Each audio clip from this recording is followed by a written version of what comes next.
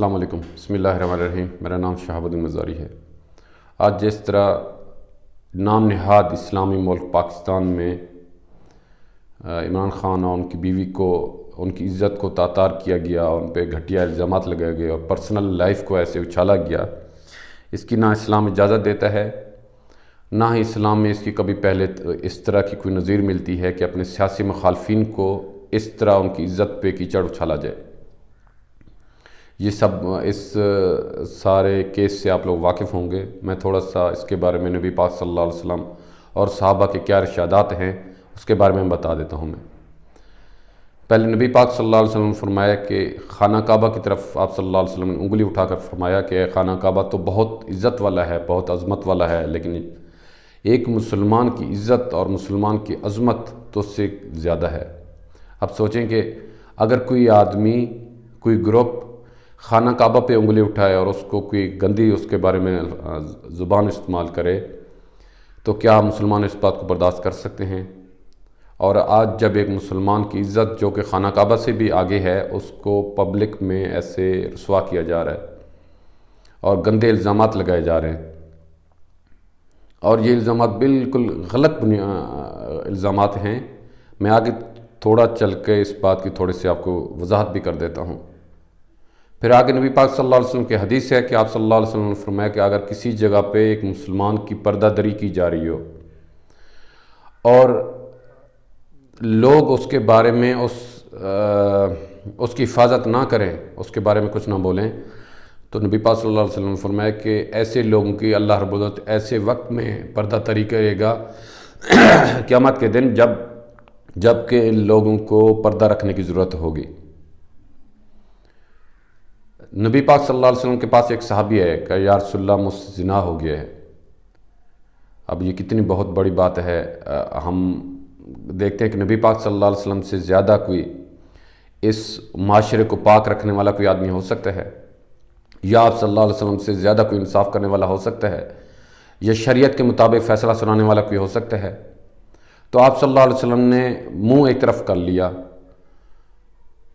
تو صحابی دوسری طرف سے آیا کہ یا رسول اللہ مجھ سے زنا ہو گیا ہے اور مجھے سزا دی جائے۔ آپ صلی اللہ علیہ وسلم نے پھر دوسری طرف منہ کر لیا، پھر کہا یا رسول اللہ مجھ سے زنا ہو گیا ہے۔ تو اچھا،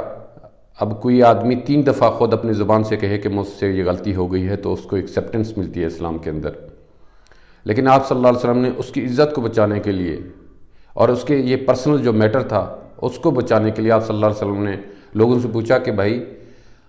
دیکھو اس نے کوئی شراب تو نہیں پی ہوئی، ایسے تو نہیں ایک نشے کی حالت میں یہ آ گیا اور یہ بیان دے رہا ہو۔ مقصد یہ تھا کہ اس کو بچانا، کیوں؟ یہ اس کی پرسنل زندگی تھی۔ آپ صلی اللہ علیہ وسلم ہمیں ایک سبق دینا چاہ رہے تھے کہ ایسے نہیں کہ کریت کے لوگوں کے پرسنل زندگی کو تم ابھار کر سامنے لے کے آؤ، بلکہ اگر کسی سے کوئی غلطی ہو گئی ہے تو اس کو جو ہے نا چھپا دو۔ تو انہوں نے کہا کہ نہیں جی یہ شراب تو نہیں پی ہوئی۔ آپ صلی اللہ علیہ وسلم نے پھر دوسرا جو ہے نا وہ کہا بھائی دیکھو اس نے کوئی ایسے تو نہیں ہے، یہ پاگل تو نہیں ہے، مجنون تو نہیں ہے؟ کہا جی نہیں، مجنون بھی نہیں ہے۔ آپ صلی اللہ علیہ وسلم نے اس کو بہت دفعہ بچانے کی کوشش کی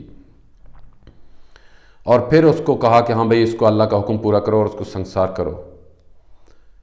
اور فرمایا کہ اگر سنسار کرنے کے دوران ایک دفعہ بھی وہ صحابی کہہ دیتا کہ میں غلطی پہ ہوں، میرے منہ سے ایسے غلطی سے بات نکل گئی، تو آپ صلی اللہ علیہ وسلم اس کو معاف کر دیتے۔ وجہ کیا تھی؟ وجہ یہ تھی کہ جو پرسنل میٹرز ہیں ان پہ سزا دینا اصل نہیں ہے، معاشرے کو اس سے بچانا اصل ہے۔ اور جو یہ گندا کھیل کھیلا گیا ابھی اس وقت پاکستان میں، اس کا مقصد یہ نہیں تھا کہ معاشرے کو پاک کرنا یا غلطی کی سزا دینا، اس کا مقصد یہ تھا کہ ایک اسلامی جو چیز ہے شادی کو، اس کو مجروح کرنا، اور جو ایک پردے کی جو روایت ہے لوگوں کے سامنے یہ بات لے کے آنا کہ پردے کے اندر جو رہنے والی عورت وہ بھی گندی ہو سکتی ہے۔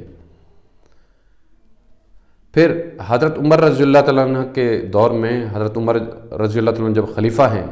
تو رات میں پہرا دے رہے ہیں، دیکھا ایک گھر سے گانے کی آواز آ رہی ہے، تو حضرت عمر رضی اللہ تعالیٰ عنہ چپکے سے دیوار پہ چڑھے اور کود کے اندر چلے گئے، تو دیکھا کہ ایک آدمی مسلمان بوڑھا آدمی بیٹھا ہوا ہے، وہ شراب پی رہا ہے اور اس کے سامنے کچھ لڑکیاں ناچ رہی ہیں۔ تو حضرت عمر رضی اللہ تعالیٰ نے کہا کہ بوڑھے تجھے شرم نہیں آتی کہ تو یہ کام کر رہا ہے مسلمان ہو کر، اتنے غلط کام کر رہا ہے؟ تو اس نے کہا کہ اے عمر، میں نے تو ایک غلط کام کیا کہ اپنے گھر کے چار دیواری کے اندر رہتے ہوئے میں یہ غلط کام کر رہا ہوں، لیکن تو نے دو غلط کام کیے ہیں۔ حضرت عمر رضی اللہ عنہ وہ حیران رہ گئے اور پوچھا کیا میں نے غلط کام کیا ہے؟ تو کہا کہ اے عمر، پہلی بات تو یہ ہے کہ اللہ رب العزت فرماتے ہیں قرآن مجید میں کہ کسی کی ذاتیات کے اور اس کی چیزوں کے ٹو میں نہ لگو کہ وہ صحیح کام کر رہا ہے یا غلط کام کر رہا ہے۔ تو آپ نے اس کو تجسس میں آپ پڑھے میرے خلاف، یہ آپ نے قرآن کی کھلی خلاف ورزی کی۔ دوسرا یہ کہ اسلام ہمیں اس بات کی اجازت نہیں دیتا کہ کسی کی دروازہ کھٹکھٹائے بغیر کسی کے گھر کے اندر جائیں۔ آپ نے دیوار کود کے آپ اندر آ گئے، تو یہ آپ نے دوسرا غلط کام کیا۔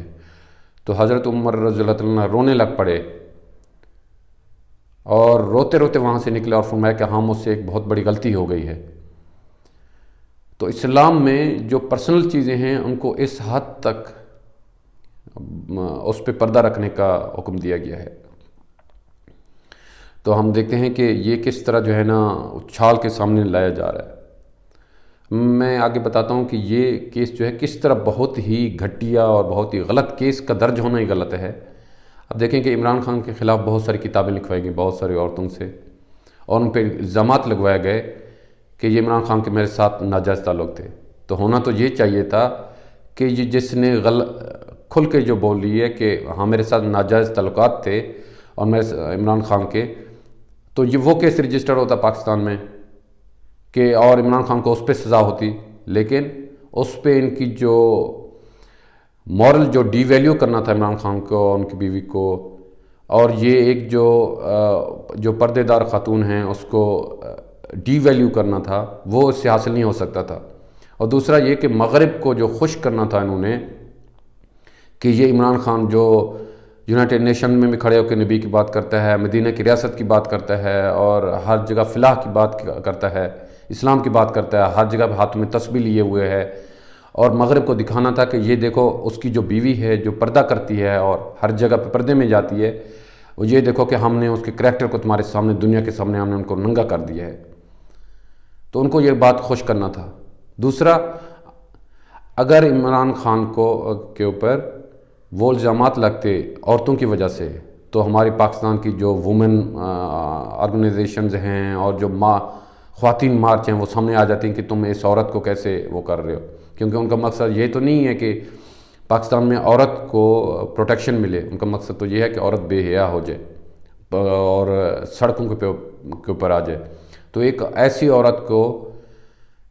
جو پردے دار ہے وہ الٹا اس پہ جب الزام لگا ہے تو وہ الٹا وہ عورتیں خوش ہو رہی ہیں کہ ہمارا مقصد جو ہے نا وہ مل رہا ہے ہمیں،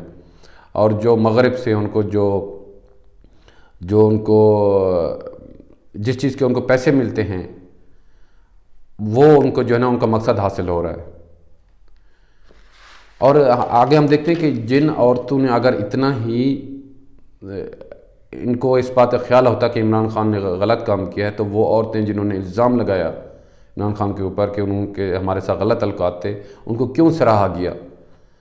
کیوں ان کو عدالتوں کے اندر نہیں لایا گیا اور عمران خان کے اوپر کیس نہیں چلایا گیا؟ کیونکہ اس سے مغرب ناخوش ہو جاتا، اور ان کا مقصد یہی تھا کہ مغرب کو خوش کرنا، اور ایک آدمی جو مدینہ والی بات کرتا ہے، جو ہاتھ میں تسبیح لے کے گھومتا ہے، اس کو ننگا کرنا، اور اس کی جو بیوی جو کہ ہر جگہ پردے میں رہتی ہے اس کو بھی پبلک کے سامنے اس کی عزت کو اچھالنا۔ اس کا مقصد صرف یہ نہیں ہے کہ ان سے سیاسی مقصد حاصل ہو، اس کے مقصد بہت ڈیپ مقصد ہیں اس کے۔ اور پھر کچھ سیاسی پارٹیاں عمران خان کی مخالف، جن کی عورتیں باہر پھر رہی ہوتی ہیں اور جن کو لوگ پسند نہیں کرتے، ان کی بھی دل میں یہ حوصلہ افزائی کرنا کہ ہم بھی دیکھو یہ پردہ کرنے کا کوئی فائدہ نہیں ہے، پردے والی عورت بھی ایسے ہو سکتی ہے۔ اور کسی کی بھی ذاتی زندگی کو پبلک کرنا جس کا تعلق معاشرے کے فائدے کے ساتھ نہیں ہے، یہ اسلام میں بہت بڑا گناہ ہے۔ اور انہوں نے جو لوگ بھی اس کے اندر ملوث ہیں اور جو لوگ اس کے خلاف کوئی بات نہیں کر رہے ہیں اور جن کو اللہ رب العزت نے جن کو اختیارات دیے ہیں اور جن کو اللہ رب العزت نے جن کی ذمہ داری لگائی ہے ایسے گندی چیزوں کے بارے میں کے خلاف بات کرنا، وہ نہیں بات کر رہے ہیں، تو قیامت کے دن ظاہر سی بات ہے وہ اللہ کے سامنے جواب دہ ہوں گے۔ کسی بھی سیاسی آدمی کی جس کا تعلق، دیکھیں ایک ہے کہ اگر وہ خرد برد کر رہا ہے، مالیات میں خرد برد کر رہا ہے، اکنامکس میں بھی خرد برد کر رہا ہے، رشوتیں لے رہا ہے، مال بنا رہا ہے غلط طریقے سے، اس کو تو پبلک کرنا ہے۔ لیکن ایک ایسا معاملہ جس کا تعلق لوگوں کے ساتھ براہ راست زندگی کے ساتھ نہیں ہے، اب عمران خان نے عدت میں نکاح کیا یا عدت کے بعد نکاح کیا، اس سے میری زندگی کے اوپر کیا فرق پڑے گا؟ کوئی فرق نہیں پڑے گا۔ تو ایسی چیز کو پبلک کرنا اسلام نے سخت حرام قرار دیا ہے۔ نہ ایسی کبھی اسلامی قوانین کے اندر کبھی بھی یہ بات نہیں ہے کہ آپ کسی کی زندگی کو اس طرح پبلک کریں۔ اور آخر میں یہ بات کہنا چاہوں گا کہ یہ جن لوگوں کو استعمال کیا گیا، یہ تو صرف خالی مہرے ہیں، ان کے پیچھے جو طاقتیں بیٹھی ہوئی ہیں، جنہوں نے یہ گندا کھیل جو کھیل رہی ہیں، یہ اتنا اب ایکسپوز ہو گئی ہیں، یہ طاقتیں اتنا ایکسپوز ہو گئی ہیں کہ لوگوں کو براہ راست پتہ چل گیا ہے کہ یہ ان سارے کیسز کے اندر کون لوگ ملوث ہیں جو یہ سب کچھ کروا رہے ہیں۔ ابھی وہ ڈھکی چھپی بات نہیں رہ گئی کہ ایک عدالت نے وہ خاور منیکا صاحب پہلے جو تھے انہوں نے اپنی بیوی کے حق میں بات کی تھی، ابھی ان کے خلاف اچانک ہو گئے ہیں اور مفتی صاحب کو پکڑ کے لایا جا رہا ہے اور کس طرح عدالت کے اندر ایک کیس سنا جا رہا ہے، اور سب لوگوں کو پتہ چل گیا کہ اس کے پیچھے کون سی طاقتیں کھڑی ہوئی ہیں اس گندے فیصلے کے پیچھے۔ تو وہ طاقتیں عوام کے اندر اپنی جڑوں کو کمزور کر رہی ہیں اور عوام کے اندر اپنی نفرت کو دن بہ دن بڑھا رہی ہیں اس جیسے کاموں سے، اور وہ ان کا نتیجہ کسی دن نہ کسی دن سامنے آئے گا اور سب لوگوں کے سامنے آئے گا اس کا نتیجہ۔ السلام علیکم۔